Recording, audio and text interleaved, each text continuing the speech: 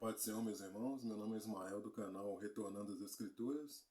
E hoje nós estamos aqui para mais um estudo da série Os Inimigos da Alma.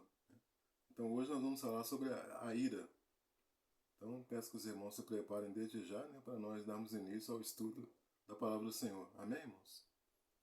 Então, irmãos, a maioria dos problemas dos membros das igrejas que chegam nos gabinetes pastorais tem relação com a ira. A ira, ela tem a capacidade de arruinar a comunicação dos relacionamentos, E a ira, ela é um estado emocional caracterizado pelo acúmulo de irritação, E essa irritação leva o indivíduo a um descontrole emocional. Lá em Eclesiastes 7, versículo 9, diz assim, Não te apresses no teu espírito a irar-te, porque a ira repousa no íntimo dos tolos. Então o homem, irmãos, que se apressa em irar, ele é chamado de tolo, pela palavra de Deus. Uma pessoa que possui um temperamento difícil, vingativo, um mau gênio, é um tolo. E o livro de Provérbios vai mostrar o tolo como aquela pessoa que insensata, aquela pessoa que não age com bom senso, que tem falta de razão, louco. Então o Provérbios vai tratar essa pessoa desse jeito. Então, irmãos, existe um momento da ira que a Bíblia não vai considerar pecado. E essa fase da ira nós podemos chamar de indignação. E nós podemos fazer uma comparação com a tentação. A tentação, quando ela não é consumada, ela não é pecado. Lá em Efésios 4, 26 diz assim, Irai-vos e não pequeis, não se ponha o sol sobre a vossa ira. Então, irmãos, essa indignação, é um sentimento que Deus coloca em nossas vidas, que vai nos ajudar nas soluções de problemas. O crente ele deve se indignar por causa do mal, mas essa indignação ela não pode virar pecado. Então, um exemplo desse sentimento de indignação foi o que sentiu Davi, quando Davi ouviu do profeta Natã sobre uma pessoa sendo injustiçada. Nós vimos lá nos evangelhos que Jesus ele vai ficar indignado com alguns judeus que estavam lá no templo. Nós podemos ver isso lá em João capítulo 2, a partir do 14, que diz assim, E achou no templo os que vendiam bois e ovelhas e pombos, e os cambiadores assentados.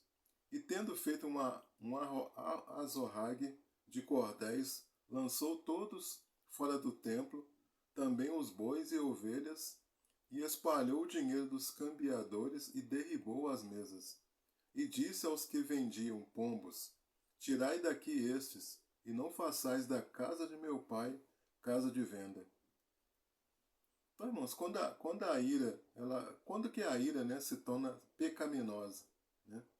Um sinal claro que a ira se transformou em pecado é quando a ira deixa de ser uma indignação. A partir daqui, ao invés da pessoa focar no problema, ela começa a atacar a pessoa que a feriu. Ao invés de atacar o problema que temos pela frente, atacamos aquele que nos feriu. Então, quando a pessoa ela chega nesse estado, ela não quer se acalmar. Ela vai guardar rancor da outra pessoa. Assim, tudo vai ficar represado dentro da pessoa. Então, por causa, irmãos, da nossa natureza caída, o nosso primeiro impulso geralmente é pecaminoso. A expressão popular de contar até 10 ela é importante. Por quê? Porque esta é a razão pela qual Deus nos concede aquele momento de indignação. É um momento de reflexão onde nós devemos nos preparar para dar a resposta correta. Então, irmãos, o que significa a expressão não se ponha o sol sobre a vossa ira? Significa não guardar ressentimento. Você deve verificar se o seu espírito está novo. Ou seja, porque a indignação ela tem de passar. Se ela não passar, é porque o sol está se pondo sobre a sua ira. Então toda pessoa ela tem o seu momento de ira. Mas essa ira não deve perdurar por muito tempo. A ira ela deve ser dominada rapidamente. Lá em Efésios 4, 27, que é o contexto de Efésios 4, 26, que nós lemos, diz assim, não deis lugar ao diabo. Então, quando você deixa o sol se pôr, significa que você está dando oportunidade ou ocasião para o diabo fazer alguma coisa. Lá em Mateus 5, a partir do versículo 21, diz assim, ó: Ouvistes o que foi dito aos antigos, não matarás, mas qualquer que matar será réu de juízo. Eu, porém, vos digo que qualquer que sem motivo se encolerizar contra seu irmão, será réu de juízo.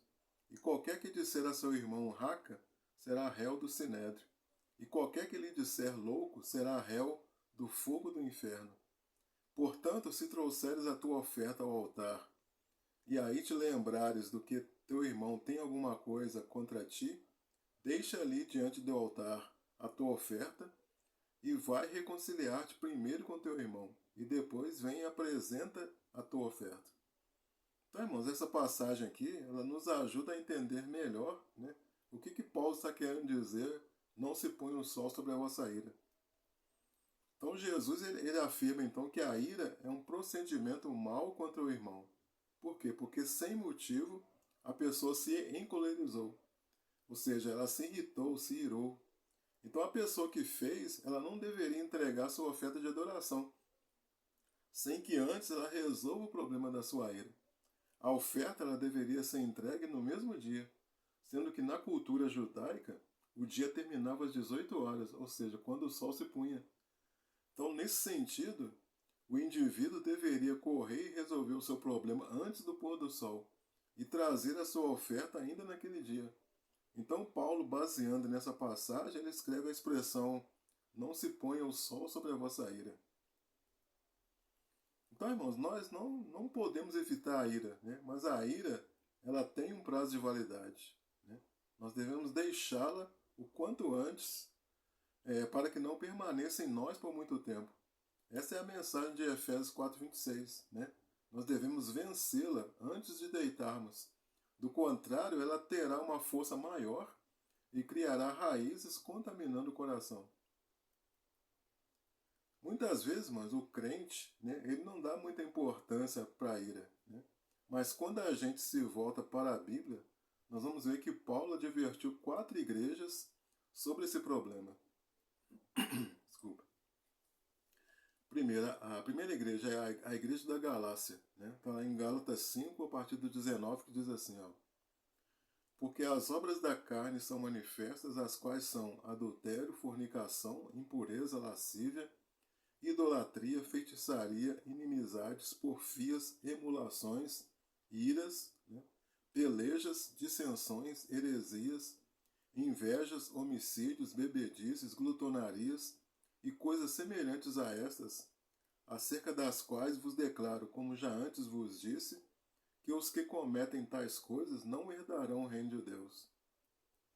Outra advertência para a igreja de Corinto, segundo aos Coríntios 12, versículo 20, que diz: Porque receio que quando chegar não vos ache como eu quereria, e eu seja achado de vós como não quereríeis, que de alguma maneira haja pendências, invejas, iras, porfias, detrações, mexericos, orgulhos, tumultos. Agora para a igreja de Éfeso, Efésios 4:31, que diz: Toda amargura e ira e cólera e gritaria e blasfêmia e toda malícia sejam tiradas dentre vós. E a igreja de Colossos, Colossenses 3, versículo 8, que diz: Mas agora despojai-vos também de tudo, da ira, da cólera, da malícia, da maledicência, das palavras torpes da vossa boca. Aí a pessoa pergunta, pastor, eu sou muito nervoso, eu sou muito nervosa. O que eu devo fazer para que esse nervosismo não provoque a ira?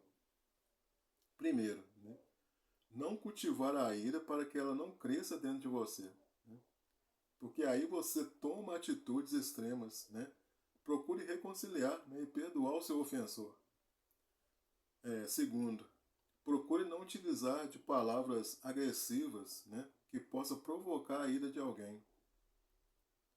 Terceiro, mesmo que você esteja em desavença com alguém, procure usar palavras que edifiquem.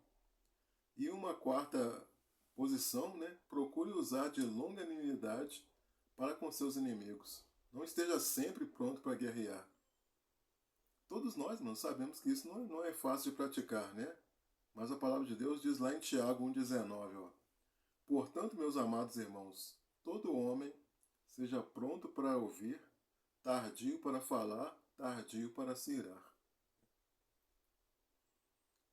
Vamos ver agora, irmãos, como nós podemos entender, né, a questão da ira de Deus, né? Será que a ira de Deus é igual à nossa? Né? Se Deus condena a ira, como é que ele pode ele mesmo se irar? Né? Então vamos entender isso aqui. Né? Então, irmãos, é evidente, né, que a ira de Deus não é igual à nossa. Né? Por quê? Porque Deus é santo. Né? Portanto, quando a Bíblia trata da ira de Deus, ela faz no sentido de indignação. Né? Indignação contra a rebeldia, contra a desobediência, né? A desobediência a Ele próprio, né? Ao próprio Deus. Ou seja, ainda que usemos a palavra ira para qualificar esta ação de Deus, o seu significado é completamente diferente da ira do homem. Mas é importante a gente enfatizar, né, que no derramamento da sua ira, Deus não age de forma parcial ou tendenciosa, né, como a gente age. A ira de Deus, ela cobra de forma totalmente justa a aplicação da pena pela transgressão da lei divina. Então, irmãos, a ira de Deus, ela se manifesta em uma situação de pecado. Né? Lá em Romanos 1,18 diz assim, ó, porque do céu se manifesta a ira de Deus sobre toda a impiedade e injustiça dos homens, que detêm a verdade e a injustiça. Então, quando o homem ele se arrepende dos seus pecados, a ira de Deus ela é suavizada e aí prevalece os seus atributos de misericórdia e amor. Contudo, né, se o homem se torna rebelde e rejeita de forma deliberada o Evangelho, esse homem certamente ele sofrerá as consequências do pecado. Então, irmãos, aqui então, está a grande diferença, né, da nossa ira para a ira de Deus. Né? Porque no caso de rebeldia, a ira de Deus se transforma em justiça. Né? Porque a pessoa deliberadamente ela está negando a oportunidade de salvação concedida por Deus. Então assim a ira de Deus ela se manifesta quando há desobediência, quando há a prática da iniquidade, né, por parte do homem. A ira de Deus também ela se manifesta quando há incredulidade. Né? Lá em Números 4, versículo 11, diz assim, ó, e disse o Senhor a Moisés, até quando me provocará este povo? E até quando não crerá em mim, apesar de todos os sinais que fiz no meio dele? Com pestilência o ferirei, e o rejeitarei, e te farei a ti povo maior e mais forte do que este. Então, irmãos, a ira de Deus ela se manifestará para aqueles que adorarem a besta e a sua imagem, e receberem o sinal. Está lá em Apocalipse 14, versículos 9 e 10, que diz assim, ó, seguiu-os ainda um terceiro anjo, dizendo com grande voz, se alguém adorar a besta e a sua imagem, receber um sinal na fronte ou na mão, também o tal beberá do vinho da ira de Deus que se acha preparado, sem mistura no cálice da sua ira, e será atormentado com fogo e enxofre diante dos santos anjos e diante do Cordeiro. Então o versículo 10 diz assim, também o tal, né? Quem são esse tal? Né? Os que adoram a besta. Né? O cálice da ira, ele faz parte da justiça permanente de Deus. Né? Beber do vinho da ira de Deus, que será preparado sem mistura, nas taças da ira de Deus que serão derramadas, é o juízo de Deus que está sendo comparado a uma bebida terrível de fogo, que os ímpios serão forçados a beber. Lá no Salmos 75, versículo 8, diz assim, ó, porque na mão do Senhor há um cálice, cujo vinho espuma, cheio de mistura. Dele dá a beber, sorvem-no até as escórias, todos os ímpios da terra. Agora, irmãos, a boa notícia, né, é que a Bíblia também diz que Cristo é quem nos livra da ira que há de vir. Né? Lá em 1 Tessalonicenses 1,10 diz assim, ó, e esperar dos céus o seu Filho, a quem ressuscitou dentre os mortos, a saber, Jesus, que nos livra da ira futura. Então, irmãos, vamos falar um pouquinho agora sobre a raiva, né? A raiva, ela é uma bandeira de alerta, né? Qual a relação entre a raiva e a ira, né? A raiva, ela é vivida de forma mais instantânea, né, e breve, enquanto que a ira é um sentimento mais permanente, né? A raiva, ela se manifesta de forma mais rápida, com altos e baixos, né, dependendo da intensidade, né, da nossa raiva. A raiva, ela pode ser gerada de uma sensação de frustração, quando um desejo ele não é realizado. A raiva, ela pode ser uma emoção normal e saudável, mas pode se tornar destrutiva e descontrolada, afetando a qualidade de vida. Já a ira é um sentimento intenso e permanente, né? Um sentimento de ódio, né? De mágoa e rancor, normalmente gerado por causa da ira, né? Então a raiva ela é nutrida, né? No coração, que dá oportunidade então para Satanás agir na sua vida. Então são portas, né? Que a gente abre para que Satanás possa atuar na nossa vida. Então Satanás, ele sabe que essa raiva ela pode se transformar em ódio, em violência e rompimento da comunhão. Agora, irmãos, o problema da ira não é algo que conseguimos superar da noite para o dia, né? Agora, no entanto, através da oração, através do estudo da Bíblia, da confiança em Deus, a ira pecaminosa ela pode ser vencida, né? Então nós devemos buscar de Deus o fruto do Espírito para que nós possamos viver em unidade de vida e paz com todas as pessoas, né? A ira e a vingança não cabe a nós, senão a Deus que sonda os corações e sabe a medida certa que deve ser aplicada em cada caso, né? Então a vingança não cabe a nós, e sim a Deus que conhece, né, os corações. Mesmo que você seja levado a uma situação extrema, procure não alimentar a ira em seu coração. Agora, o grande problema da ira hoje é que a ira hoje ela tem relação pelo fato de que as pessoas não querem mais ouvir as outras, né? Se nós estivéssemos prontos para ouvir com a mesma disposição que nós estamos prontos para falar, certamente haveria menos ira e mais encontros saudáveis entre nós. Então, irmãos, a ira ela é comum a todos, né? Ninguém está livre de enfrentá-la, mas a Bíblia adverte o quanto ela é perigosa, né? Pois nos conduz facilmente ao pecado, além de trazer implicações negativas para a nossa saúde e bem-estar social. E há pessoas, né, que se vangloriam, né, por serem pavio curto, né? Você já viu pessoas falarem assim, né? Então elas facilmente se irritam e não levam desaforo para casa, né, julgando-se fortes pelo seu temperamento. No entanto, as Escrituras mostram o seguinte, ó, lá em Provérbios 16:32 diz assim, ó: melhor é o que tarda em irar-se do que o poderoso, e o que controla o seu ânimo do que aquele que toma uma cidade. Então, irmãos, já partindo aqui para a conclusão do vídeo, né? Então a ira, ela é uma das obras da carne e deve ser banida da vida do cristão. Quando a ira nos atinge, seu principal veículo de escape é a língua, né? Nesse momento é muito importante guardar o coração para não abrigarmos maus sentimentos e vigiar as palavras que saem da nossa boca, para não corrermos o risco de ferir as pessoas e destruir relacionamentos. Então, irmãos, é inegável, né, que em alguns momentos possamos ficar irritados, podemos ficar irados, mas somos ensinados a dominar a ira assim que ela nos assalta e depressa abandoná-la, para que não seja o que? Enraizada em nós, sobrevindo aqui um mal maior, né? Então, irmãos, busque a Deus, ore para andar na dependência do Espírito Santo, né, a fim de que ao invés de ódio você emane o amor, né? Ao invés da ira, brandura, né? Em lugar de contenda você emane a paz, né?